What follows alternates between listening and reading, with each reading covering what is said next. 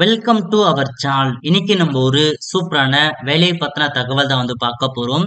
அதாவது மத்திய அரசின் பிஎஸ்எஃப் இருக்கு பாருங்க, பார்டர் செக்யூரிட்டி போர்சஸ்ல இருந்து பல்வேறு வகையான வேலையை அறிவிச்சிருக்காங்க.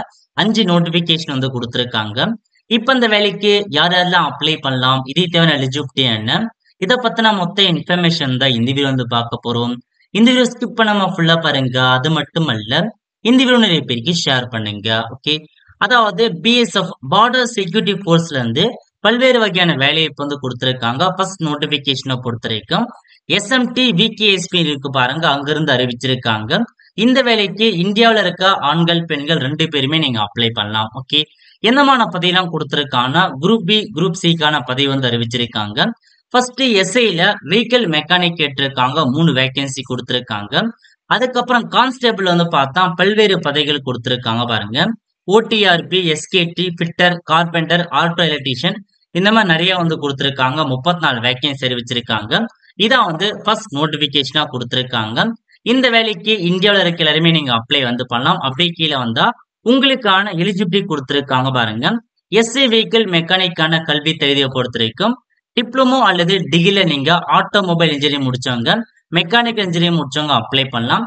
அதுக்கப்புறம் கான்ஸ்டபிள் டெக்னிக்கலை பொறுத்த வரைக்கும் நீங்க 10th பாஸ் பண்ணிருக்காங்க பாருங்க, அவங்க அப்ளை பண்ணுங்க. அதே மாதிரி சம்பந்தப்பட்ட அந்த ட்ரேட்ல ஐடிஐ முடிச்சிருந்தா நீங்க அப்ளை பண்ணலாம். ஓகே, நெக்ஸ்ட் ஏஜ் லிமிட் கொடுத்திருக்காங்க. கான்ஸ்டபிளுக்கு 30 வயசுக்குள்ள, எஸ்ஐக்கு 30 வயசுக்குள்ள இருக்கவங்க அப்ளை பண்ணலாம். கான்ஸ்டபிள் பதவிக்கு 18 வயசுல இருந்து 25 வயசுக்குள்ள இருக்காங்க பாருங்க, அவங்க அப்ளை பண்ணிக்கோங்க. அது மட்டும் இல்லாம உங்களுக்கான ஏஜ் ரிலாக்ஸேஷன்ஸ் கொடுத்திருக்காங்க. யார் யாருக்கு எவ்வளவு ஏஜ் ரிலாக்ஸேஷன் செக் பண்ணி பார்த்துக்கோங்க. அது மட்டும் இல்லாம இதுக்கு அதை பாத்தீங்கன்னா உங்களுக்கு இந்த சப் இன்ஸ்பெக்டர் கான்ஸ்டபிளுக்கான ஹைட்லாம் கேட்டிருக்காங்க. நீங்க ஆண்களா இருக்கீங்கன்னா 160 சென்டிமீட்டர் ஹைட் இருக்கு, 165.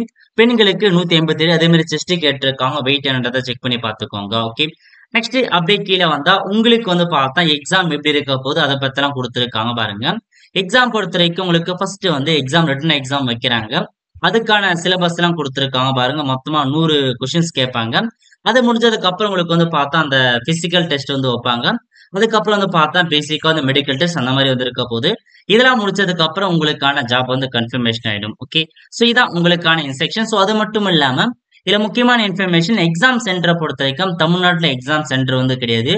நீங்க பெங்களூர்ல வேணா போயிட்டு உங்களுக்கான எக்ஸாம் சென்டர் நீங்க அட்டன் பண்ணலாம். ஓகே, இது ஃபர்ஸ்ட் நோட்டிபிகேஷன்.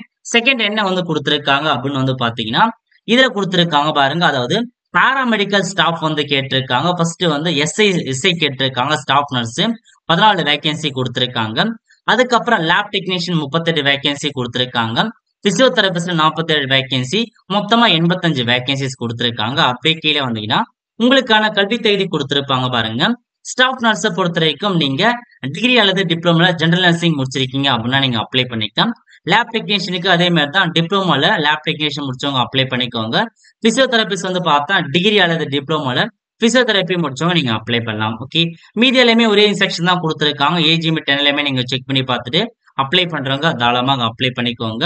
அதுக்கடுத்து என்ன நோட்டிபிகேஷன்ஸ் கொடுத்திருக்காங்கன்னா, சோ இன்ஸ்பெக்டர் லைப்ரரியன் கேட்டிருக்காங்க பாருங்க. சேம் பிஎஸ்எஃப் தான், லைப்ரரியன் கேட்டிருக்காங்க. 2 வேகன்சி கொடுத்திருக்காங்க.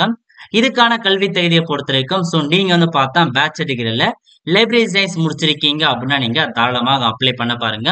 மீதி இன்ஸ்ட்ரக்ஷன் படித்து பார்த்து தெரிஞ்சுக்கோங்க. ஓகே, நெக்ஸ்ட் பார்த்தா பிஎஃப்எஸ்ல இருந்து வெட்டினரி ஸ்டாஃப் கேட்டிருக்காங்க. இதுல பார்த்தா ஹெட் கான்ஸ்டபிள் 4 வேகன்சியும், கெனில்மேல் அப்படின்ற 2 வேகன்சி கொடுத்திருக்காங்க. இதுக்கான கல்வி தேதி என்னன்றதை பார்த்துடலாம். சோ கல்வி தேதியை பொறுத்த வரைக்கும் வெட்டினரி ஹெட் கான்ஸ்டபிளுக்கு 12th பாஸ் பண்ணிட்டு 1 இயருக்கான கோர்ஸ் முடிச்சிருக்காங்க பாருங்க. வெட்டினரி ஸ்டாக் கஸ்டன் அவங்க அப்ளை பண்ணலாம். அதுக்கப்புறம் கான்ஸ்டபிளை பொறுத்த வரைக்கும் 10th முடிச்சுட்டு 2 இயருக்கான ஹேண்ட்லிங் அனிமலுக்கான கோர்ஸ் முடிச்சிருக்காங்க பாருங்க, அவங்க அப்ளை பண்ணலாம். ஏஜ் லிமிட் என்ன, எப்படி அப்ளை பண்ணது, அதுக்கான எல்லா இன்ஸ்ட்ரக்ஷன் நோட்டிபிகேஷனை பார்த்து நீங்க அப்ளை பண்ண பாருங்க. ஃப்ரெண்ட்ஸ், கண்டிப்பா இந்த செலக்ட் பண்ணுங்க. அது மட்டும் அல்ல, இந்த வீடியோ நிறைய பேருக்கு ஷேர் பண்ணுங்க. அடுத்து ஒரு நிலையில சந்திப்போம். நன்றி, வணக்கம்.